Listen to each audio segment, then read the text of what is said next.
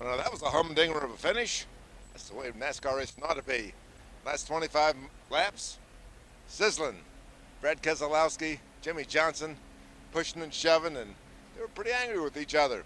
Jimmie came out on top, round 8 of the NASCAR Sprint Cup Championship chase, Texas Motor Speedway. Mike Boland from MikeBoland.net. Sunday night, and Jimmie wins by a nose. Dominated the first half of the race. Brad came on strong down the stretch. Had a lot of stuff on pit road that looked kind of strange to me. But in the end, it was those last few restarts. Brad's notorious on restarts. Crowding, pushing, shoving, early, late. Well, almost caught up with him. Jimmie finally got by him on the last one. Green, white, checkered. Pulls away to win. Keselowski, classy guy, went to victory lane to shake his hand. So now it's on to Phoenix for round 9. Jimmie has a 7-point lead. Not much of anything. For a while, it looked like it wasn't going to be even that much. Jimmie ran first, dominated the first half of the race, 3 hours and 41 minutes, and it was a snooze fest. He was so strong. Second half of the race, when the sun went down, things got different.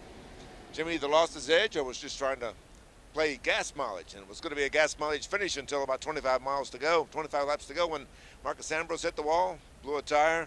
They were wearing tires pretty good here, and then set up a series of pit road, I don't know what you call them, adventures, I guess. Danica Patrick stayed on the lead lap, and I guess Paul Wolf, the crew chief for Brad Keselowski, figured she was going to be a lap down and wouldn't be pitting at the same time. Well, she was. She was pitting right in front of Keselowski. I guess he figured that she wasn't going to be a factor on pit road, that she'd be a lap down. Well, she stayed on the lead lap. So when Keselowski was in his pits, getting ready to come out, she just pitted and was already there. Locked him in.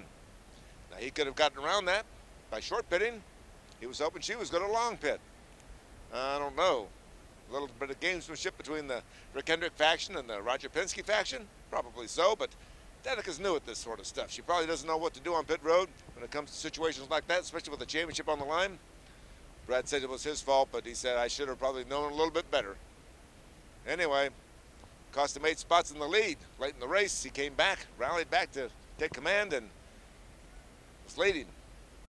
And with 5 or 6 laps to go, it looked like Brad was going to win the race.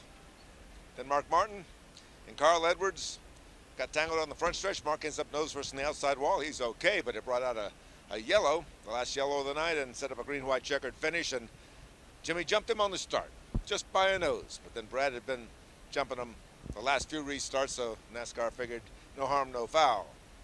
In fact, it was even Steven going into 1. Jimmie got a jump off 2, went on to win the race. Good move by Jimmie, 2 in a row. Heading Martinsville, but Keselowski, he's hanging tough. 2 races to go, and he's right there. Impressive showing for Brad Keselowski. Jimmie Johnson winning, but just can't put it away. But we'll see what happens in Phoenix. Mike Boland from MikeBoland.net. Texas Motor Speedway, round 8, and Jimmie beats Brad.